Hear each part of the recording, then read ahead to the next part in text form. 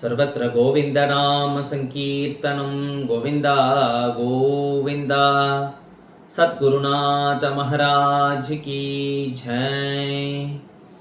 कलये सुन्दराकारं सदैकप्रियदर्शनम् अज्ञाननाशकं देवं सद्गुरुं मुरलीधरं मुरलीमण्डितकरकमलं मुनिजनमोहनं व्यत्यस्तपादं वनमालाधारिणं प्रेम भक्त मंडल नित्य कीर्तितं श्री प्रेमिकवरदम् आश्रयेऽहम्। कृष्णाय वासुदेवाय देवकी नंदनाय च नंदगोपकुमाराय गोविन्दाय नमो नमः। नाम संकीर्तनं यस्य सर्वपापप्रणाशनं प्रणामो दुःखशमनः तं नमामि हरिं परम्। सर्वत्र गोविन्दनाम संकीर्तनं गोविन्दा गोविन्दा। இன்னைக்கு நம்ம ஸ்ரீமன் நாராயணியத்திலேருந்து ஒரு அழகான ஸ்லோகத்தை பார்ப்போம். நாராயணியமே ரொம்ப குருவாயூரில் இருக்கிற குருவாயூரப்பனுக்கு மேலே 100 தசகங்களில் நாராயண பட்டத்திரியால் அருளப்பட்டது. அதில் 92வது தசகத்தில் 9வது ஸ்லோகத்தில் அழகா 8 விஷயங்கள் பகவான் கிருஷ்ணனுக்கு ரொம்ப பிடித்ததையும் இந்த கலியில நம்ம சுலபமா அனுஷ்டானம் பண்ணக்கூடியதையும் சீக்கிரமா நமக்கு முக்தியை அளிக்கக்கூடியதான விஷயங்களை நமக்கு அழகா இதுல எடுத்து சொல்ற. முதல்ல அந்த ஸ்லோகத்தை பார்ப்போம். गंगा गीता च गायत्र्यपि च तुलसिका गोपिका चंदनं तत् सालग्रामाभिपूजा परपुरुष तथैकादशी नामवर्णाः एतान्यष्टा अयत्नान्यै कलिसमये त्वत्प्रसाद प्रवृद्ध्या क्षिप्रं मुक्तिप्रदानीत्यभिदधुः ऋषयस्तेषु मां सज्जयेथाः. அழகா 8 விஷயங்களை இதில் சொல்ற. கங்கா, கீதா, காயத்ரி மந்திரம், துளசி, கோபி சந்தனம், சாலக்கிராம பூஜை, ஏகாதசி விரதம், பகவன் நாம சங்கீர்த்தனம் அப்படின்னு அழகா 8 விஷயங்களை எடுத்து கொடுத்து ஏதானி அஷ்டாபி அயத்னான்யை கலி சமயே. இந்த கலியில நமக்கு சாதனைகள் பண்ணுறதே ரொம்ப கஷ்டம். அதனால் சுலபமாக 8 விஷயங்கள் எடுத்து கொடுக்குற.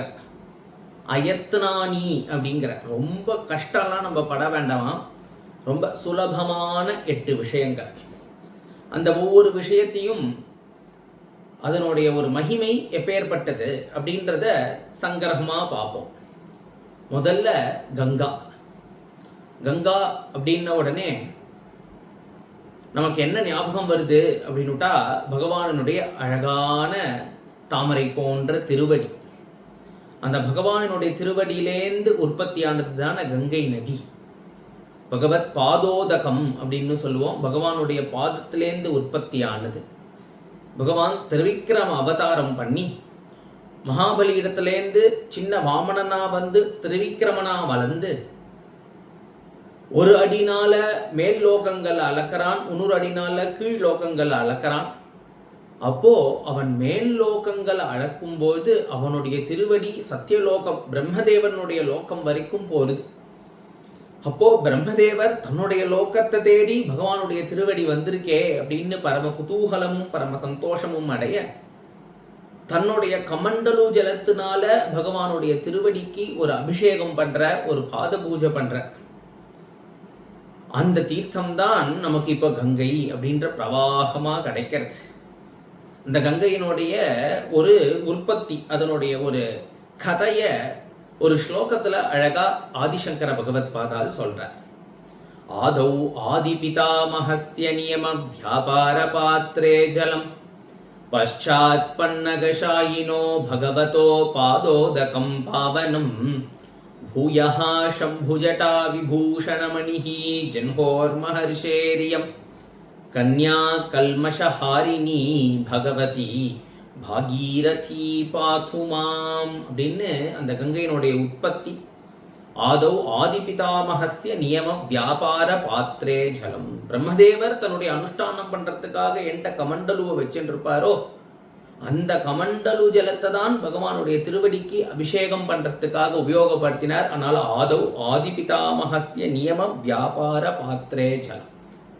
அந்த ஜலம் பகவானுடைய திருவடியை பட்ட உடனே அழகான கங்கை நதியா உற்பத்தி ஆறுது இல்லையா. பశ్చాத் பன்னகஷாயினோ பகவதா பாதோதகம் பாவனம். பாதத்திலேந்து உற்பத்தியான ஜலம் பாவனமான ஒரு ஜலம், எல்லாரையும் பவித்திரமாக்கக்கூடியது. அந்த ஜலம் பகவத் திருவடியிலேந்து கிளம்பி பிரம்மலோகத்தில் ஓடி, அப்புறம் தேவலோகத்தில் ஓடி, அப்புறம் பரமேஸ்வரன் தன்னுடைய தலையில தரிச்சிக்கிறாராம். பகீரதன் அப்படின்றவன் தபசு பண்ணி அந்த கங்கையை பூமிக்கு கொண்டு வரணும் அப்படின்னு பார்க்கிறான். தன்னுடைய முன்னோர்கள்லாம் நல்ல கதி அடையாம அவா எல்லாம் சாம்பலா பாதாள லோகத்துல இருக்க அவாளெல்லாம் உஜ்ஜீவிக்கணும் அப்படின்றதுக்காக பிரயத்தனப்படுறதே. அந்த கங்கையினுடைய வேகத்தை தாங்கிக்கிறதுக்காக பரமேஸ்வரன் தன்னுடைய சிரஸை கொடுக்கிறார். பூயஹா சம்புஜடா விபூஷணமணிஹி. அப்படி அந்த ஜலம் பரமேஸ்வரனுடைய சிரசுக்கு அவ்வளோ குளிர்ச்சியை கொடுக்கறதாம். பரமேஸ்வரன் அந்த ஜலத்தை தன்னுடைய தலையில் அப்படியே அடக்கிக்கிறார். ஒரே ஒரு ஜட்டாபாரத்தை மட்டும் அவிழ்த்து விட அது பூமிக்கு அந்த ஜலம் வருது. அந்த ஜலம் ஜன்ஹோர் மகர்ஷேரியம், ஜன்ஹு மகர்ஷி அப்படின்றவர்னால அவருடைய ஆசிரமத்துக்கு அந்த ஜலம் ஓடிட அவர் அந்த கங்கை ஜலத்தை பிடிச்சுடுறார். அதுக்கு மேலே அதுலேருந்து வெளில வர முடியல கங்கைனால. பகீரதன் அவரிடத்துலையும் பிரார்த்தனை பட அவருடைய காது வழியாக கங்கையை வெளியில விடுறார் அப்படின்றது சரித்திரம். ஜன்ஹோர் மகர்ஷேரியம். அப்படி வந்து பூமியில ஓடி கீழே பாதாள லோகங்கள்ல ஓடி அங்க இருக்கிற அந்த சகர சக்கரவர்த்தியினுடைய 60,000 குழந்தைகளையும் புத்திரர்களையும் அந்த கங்கா ஜலம் எஜ்ஜல ஸ்பர்ஷ மாத்திரேன அந்த க்ஷணம் அந்த தீர்த்தம் வந்து பட்ட உடனே அவ எல்லாரும் பாவனமாகறா அப்படிங்கிறது. அப்படி ஆச்சரியமான கங்கை. அந்த கங்கை கங்கை என்ற வாசகத்தால் அப்படின்னுட்டே பெரியாழ்வார் பாடுற கங்கா கங்கேதி யோ ப்ரூயாத் யோஜனானாம் சதைரபி முச்சதே சர்வ பாபேபியோ விஷ்ணுலோகம் சகச்சதி. கங்கா கங்கேதி, கங்கை கங்கை கங்கைன்னு யார் சொல்றாளோ அவ எவ்வளோ தூரத்துலேருந்தோ சொல்லியிருந்தாலும் அந்த கங்கா ஜலம் அவளை, அந்த கங்கை அவளை பவித்திரமாக்கும். விஷ்ணுலோகம் சகச்சதி அப்படிங்கிறது. அப்படி பவித்திரமான ஆச்சரியமான கங்கா ஜலம். அதில் போய் ஒரு ஸ்நானம் பண்ணினோம் அப்படின்னுட்டா நம்மளுடைய சகல கல்மஷங்களையும் சகல பாப்பங்களையும் அது நிவர்த்தி பண்ணிடுமா. அப்படி ஆச்சரியமா பகவானுடைய திருவடியிலேருந்தே உற்பத்தி ஆனதுனால அந்த கங்கைக்கு அப்பேற்பட்ட பெருமை. அதனால முதல்ல அந்த கங்கா ஜலத்தை ஸ்மரிக்கிறார். அந்த கங்கையில ஒரு ஸ்நானம் இல்லை, அந்த கங்கைய ஒரு உதரணி, அந்த தீர்த்தத்தை பானம். அழகா பஜகோவிந்தத்திலேயே பகவத் பாதால் சொல்ற கங்கா ஜலலவ கனிகா பீதா அப்படின்னுட்டு ஒரு லவ கொஞ்சோண்டு அந்த தீர்த்தத்தை பானம் பண்ணினா கூட பரமபாகியம். அப்படி நம்மளை நல்லா பவித்திரமாக்கிடும். அதனால முதல்ல அப்பேற்பட்ட கங்கையை ஸ்மரிக்கிற. ரெண்டாவதா கீதா. கீதை அப்படின்னுட்டா பகவத்கீதை தான். முதல்ல பகவத் பாதோதகம் அப்படின்னு பாதாரவிந்தத்திலேருந்து உற்பத்தியான கங்கையை ஸ்மரிச்சார்.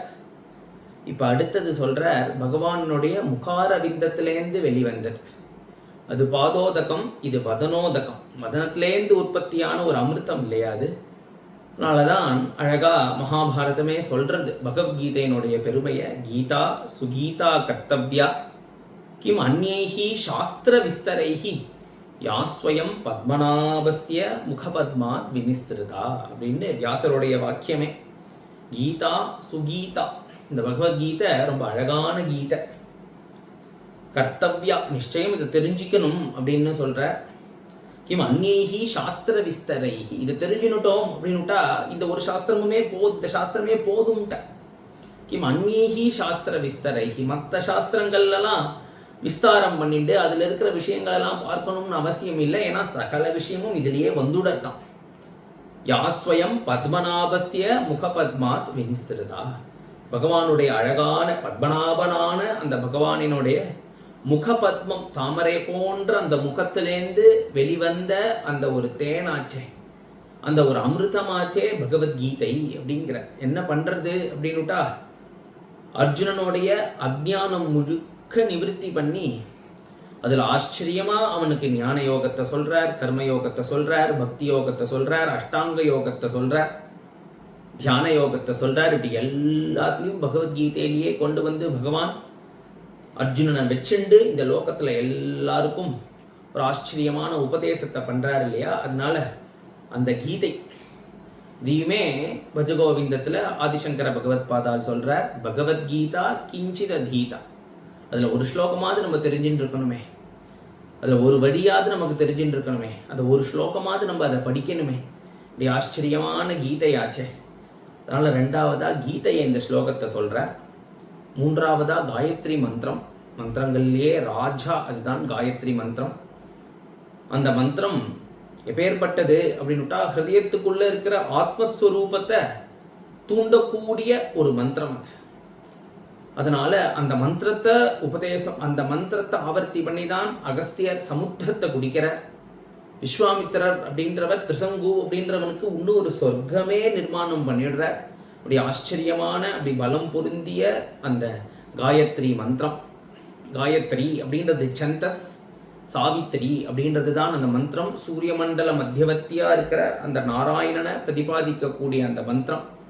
இப்படி ஆச்சரியமான அந்த மந்திரத்தை மூன்றாவதா ஸ்மரிக்கிற. நான்காவது துளசி, ரொம்ப சுலபம். அப்படி எங்க வேணாலும் அது நமக்கு கிடைச்சிடும். அப்படியே அப்படி தெருவிலேயே அப்படியே ஒரு வீதியிலேயே அது வளரக்கூடியதாக தான் இருக்கும். சுகந்தம் அப்படின்றது மற்ற செடிகள் அப்படின்னு எடுத்து பார்த்தோம்னா அதில் புஷ்பம் வந்த பிறம்தான் சுகந்தம் அப்படின்றது ஏற்படும். ஆனால் துளசியில் அப்படி கிடையாது. துளசி அங்குரித்தா போலே அப்படின்னு சொல்றது உண்டு. அப்படி அந்த துளசி வரும்பொழுதே, அங்குரிக்கும் பொழுதே அந்த சுகந்தத்தோட வரும். அப்பேற்பட்ட துளசி பகவானுக்கு ரொம்ப பிரியமானது.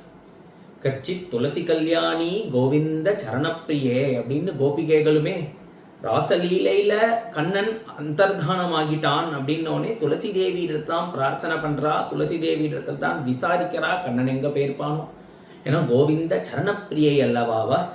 அதனால சரணப்பிரியே அப்படின்னு சொல்றா. அந்த துளசியினுடைய ஒரு கந்தம், அம்பரீஷ சரித்திரத்தை சொல்லும் பொழுதே அம்பரீஷன் என்ன முகர்வான் அப்படின்னுட்டா, கிரானம் ச தற்பாத சரோஜ சௌரபே ஸ்ரீமத் துளசியா ரசனாம் ததர்ப்பிதே அப்படிங்கிற பகவானுடைய திருவடியில சமர்ப்பிக்கப்பட்ட அந்த துளசியை எடுத்து முகர்ந்து பார்ப்பானாம்.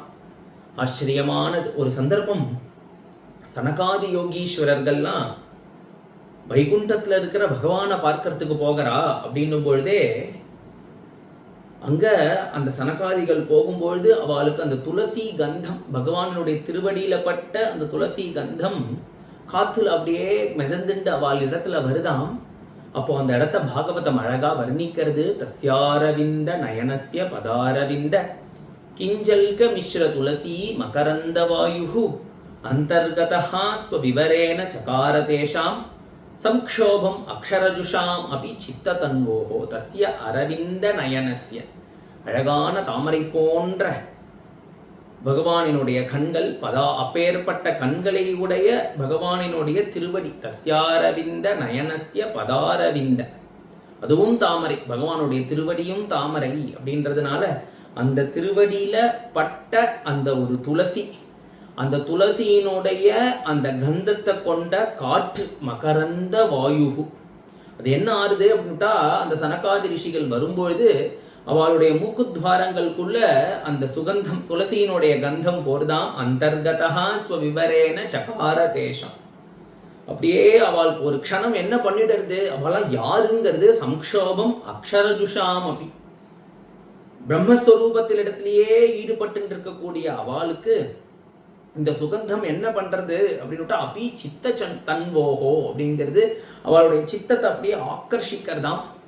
சம்க்ஷோபம், அவளுக்கு மேனி சிலிர்க்கிறதாம். அந்த சுகந்தத்தை முகர்ந்த உடனே அவளுக்கு ஒரு ஹிருதயத்தில் ஒரு ஆச்சரியமான ஒரு ஆனந்தம் ஏற்படுறது. யாருக்கு? பிரம்மோபாசனம் பண்ணிட்டு இருக்கக்கூடிய சனகாதிகளுக்கே அப்படிங்கிறதே அப்படி ஆச்சரியமான அந்த துளசி கந்தம்.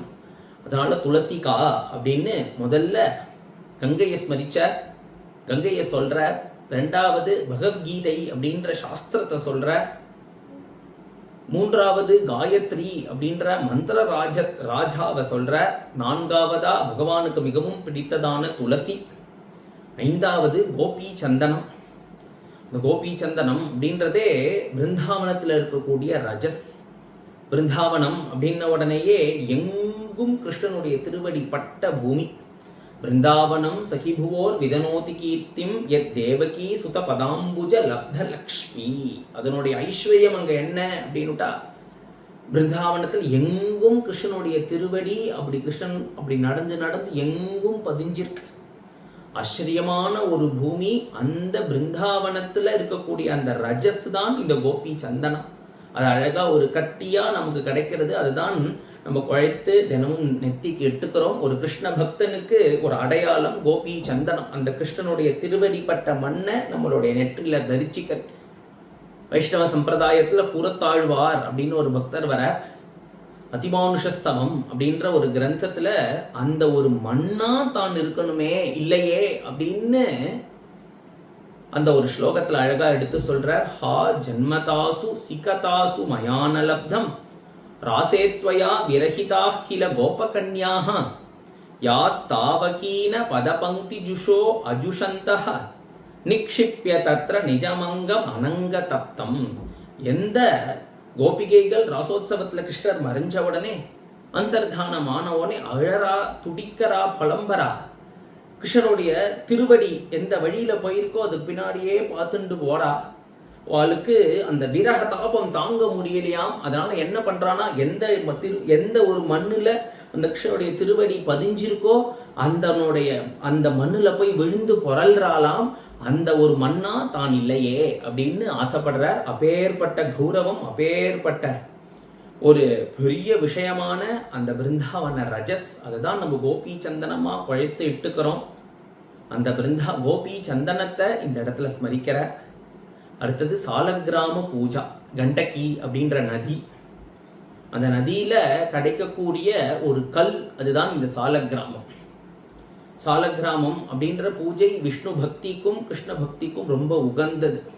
நித்தியம் சாலக்கிராம பூஜை பண்ணி அந்த தீர்த்தத்தை ஸ்வீகரிச்சிக்கணும் அப்படின்னு இருக்கிறதுனால சாலக்கிராமாபி பூஜா அப்படின்னு அந்த சாலக்கிராம பூஜையையும் எடுத்து சொல்ற. அடுத்தது ஏகாதசி விரதம், ரொம்ப முக்கியமான விரதம். தசமி ராத்திரிலேருந்து ஆரம்பிச்சு உபவாசம் இருந்து ஏகாதசி முழுக்க உபவாசம் இருந்து காத்தால வேலையில பகவானுக்கு பூஜை பண்ணி பாராயணாதி பாகவதாதி கிரந்தங்களை பாராயணம் பண்ணி மத்தியான வேலையில நாம சங்கீர்த்தனம் பண்ணி சாயங்காலம் கதாசிரவணாதிகள் பண்ணி ராத்திரி திவ்யநாம சங்கீர்த்தனம் பண்ணி பஜனை பண்ணி இப்படி ஆச்சரியமா ஏகாதசி தினம் முடிந்து அதுக்கப்புறம் துவாதசி அன்னைக்கு பூஜை பண்ணிட்டு பகவானுக்கு அபிஷேகம் பண்ணி பூஜை பண்ணி அந்த தீர்த்தத்தை ஸ்வீகரித்து இந்த விரதத்தை முடிக்கிறது அப்படின்ற உத்தமமான ஏகாதசி விரதம். இது எல்லாரும் அவசியம் பண்ண வேண்டிய ஒரு விரதம், விதிக்கப்பட்ட ஒரு விரதமுமே கூட. எல்லாருக்கும் பொதுவான ஒரு விரதம் ஏகாதசி விரதத்தினாலேயே பகவான் சுப்ரசன்னனாரான், சாலக்கிராம பூஜையினாலேயே பகவான் சுப்ரசன்னனாரா. அப்படி ஆச்சரியமா ஏகாதசி விரதத்தையும் சொல்லி அடுத்ததா நாமவர்ணாக இருக்கிறதுலையே ரொம்ப சுலபமானது இதுதான். நம்ம கங்கையில் போய் ஒரு கங்கா ஜலத்தில் கங்கையில் போய் ஸ்நானம் பண்ணணும் அப்படின்னுட்டாலும் கொஞ்சம் சிரமம் தான். பகவத்கீதையில் ஒரு ஸ்லோகம் படிக்கணும் அப்படின்னுட்டாலும் ஒரு சிரமம் தான். காயத்ரி மந்திரம் அப்படின்னுட்டா அதற்கு ஒரு அதிகாரம் அப்படின்றது ஒன்று இருக்கிறதுனால அதுவும் சிரமம் தான். கோபி சந்தனம் அப்படின்னு இருக்கும்போது கோபி சந்தனம் நமக்கு கிடைக்கணுமே, கிடைச்சி அதை நம்ம நித்தியம் இட்டுக்கணும், அதுவும் பார்க்கறதே சிரமம் தான். துளசி அப்படின்னு பார்க்கறதே துளசி அப்படின்ற நமக்கு அந்த எதழ் நமக்கு கிடைக்கணுமே, அதுவும் கொஞ்சம் சிரமம் தான். சாலக்கிராம பூஜை அப்படின்னா சாலக்கிராம பூஜை, சாலக்கிராம கல் நமக்கு கிடைக்கணும், சாலக்கிராம பூஜை நம்ம நித்தியம் பண்ணணும். இப்படி இருக்கிறதே அதுவும் சிரமம். ஏகாதசி விரதம் அப்படின்றதும் சிரமம். ஆனால் இந்த 7லையும் ரொம்ப சுலபமானது என்ன அப்படின்னுட்டா நாமவர்ணாகா அப்படின்னுட்ட பகவானினுடைய நாமம் ரொம்ப சுலபமாச்சு. ராமா, கிருஷ்ணா, கோவிந்தான்னு இந்த இடத்துல இருந்து நம்ம சொல்லிடலாமே. நாராயண தீர்த்தர் அப்படின்ற பக்தர் பாடுறார், ராமா கிருஷ்ணா கோவிந்தான்னு சொன்னா நம்ம திரிவேணியிலேயே ஸ்நானம் பண்ணியாச்சு அப்படிங்கிற. ஏன்னா ராமநாமத்தை சொன்னோம் அப்படின்னுட்டா அது கங்கையாம், கிருஷ்ணநாம யாமுனே அப்படிங்கிற கிருஷ்ணநாமமே யமுனையாம், கோவிந்த நாமமே சரஸ்வதியாம். அதனால ராமா கிருஷ்ணா கோவிந்தான்னா நம்ம திரிவேணியில போய் ஸ்நானம் பண்ணியாச்சு அப்படின்னு வரத்தே ரொம்ப லகுவானது, ரொம்ப சுலபமானது. தெரிந்தோ தெரியாமலோ புரிஞ்சோ புரியாமலோ சொன்னோம் அப்படின்டா கூட அது பலன் கொடுக்கும் அப்படின்னு சொல்றது. சாங்கேத்தியம் பாரிஹாஸ்யம் வா ஸ்தோபம் ஹேளனமேவா வைகுண்ட நாம கிரகணம் அசேஷ அகஹரம் விதுஹு அப்படிங்கிறது. எல்லா பாப்பமும் போயிடுவான். சாங்கேத்தியம் பாரிஹாஸ்யம் வா. அஜாமிலன் அப்படின்ற பக்தனுடைய கதை பாகவதம் காட்டுறது. அஜாமிலன் இருக்கிற எல்லா பாப்பங்களையும் பண்றான். அவன் பண்ணாத பாப்பம் கிடையாது, அவன்கிட்ட இல்லாத தோஷம் கிடையாது, எல்லாம் அவனிடத்துல இருக்கு. ஆனா பிராணன் போற சந்தர்ப்பத்துல பகவத் கிருபையினால அவனுடைய வாக்குல அவனுக்கு ஆச்சரியமா நாராயணா அப்படின்ற நாமம் வந்துடுத்து. தன்னுடைய புத்திரனை நினைச்சுதான் கூப்பிட்டான். ஆனா சாங்கேத்தியம் பாரிஹாஸ்யம் வா ஸ்தோபம் ஹேளனமேவா அப்படின்ட்டான். ஏதோ ஒரு சங்கிய பண்றோம், ஏதோ ஒரு டைரக்ஷன் காட்டுறோம், இந்த பக்கம் கையை திருப்புறோம், இப்படி போங்கோ அப்படி போங்கோன்னு சொல்றோம், ஒரு லேண்ட்மார்க் சொல்றோம், சாங்கேத்தியம் சங்க பண்றோம் அப்படின்னுட்டா அந்த இடத்துல நீங்க கோவிந்தா அப்படின்ற பேரை படிச்சுட்டோம் அப்படின்னுட்டா அந்த நாமமும் கணக்குல எடுத்துக்கப்படுமாம். சாங்கேத்தியம் பாரிஹாஸ்யம் வா. ஏதோ பேசின்னு இருக்கோம், யாரோ ரெண்டு பேரை ஏதோ கேலி பண்றோம், கிண்டல் பண்ணிட்டு இருக்கோம், அப்படி ஒரு பேச்சுவார்த்தையில கோவிந்தா அப்படின்னு வந்துருக்குன்னா அந்த கோவிந்த நாமமும் கணக்காம். ஸ்தோபம் ஒரு கீர்த்தனம் பண்றோம், கீர்த்தனைக்கு முன்னாடி ஆலாபனை அப்படின்னு பண்ணுவா, அதுல 2 அக்ஷரம் சேரறது, அதனால நமக்கு பகவன் நாமம் தோன்றெடுத்து அப்படின்னுட்டா பகவன் நாமம் வந்துட்டு சொல்லிட்டோம் அப்படின்னுட்டா அதுவும் கணக்காம். ஹேளனமேவா. யாரா இந்த பகவன் நாமத்தெல்லாம் சொல்லிட்டு இருப்பா அப்படின்னு அதை ஹேளனம் பண்ணினாலும் அதை திரஸ்காரம் பண்ணி சொல்லிட்டாலும் அப்படின்னுட்டாலும் அதுவும் கணக்காம். அதனால அசேஷ அகஹரம் விது, எல்லா பாப்பங்களையும் போக்கிடும் அப்படிங்கிற ரொம்ப ரொம்ப சுலபமானது, ரொம்ப ரொம்ப லகுவான ஒரு மார்க்கம், லகுவான ஒரு விஷயம் பகவன் நாம சங்கீர்த்தனம். இந்த 8 விஷயம் நம்மளை பவித்திரமாக்கிடுமா.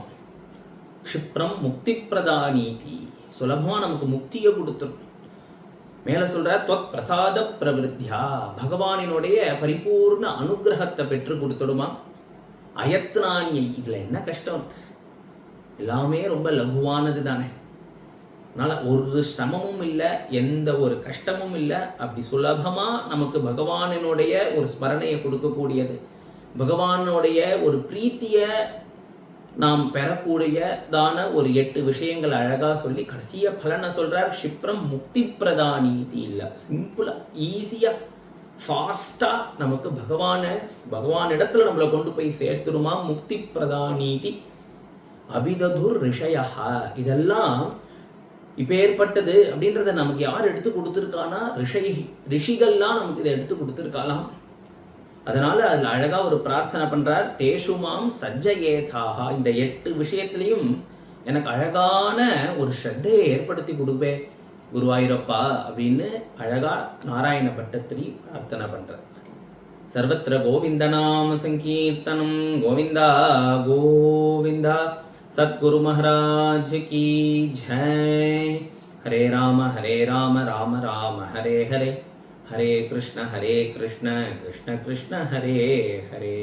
सद्गुरु महाराज की जय.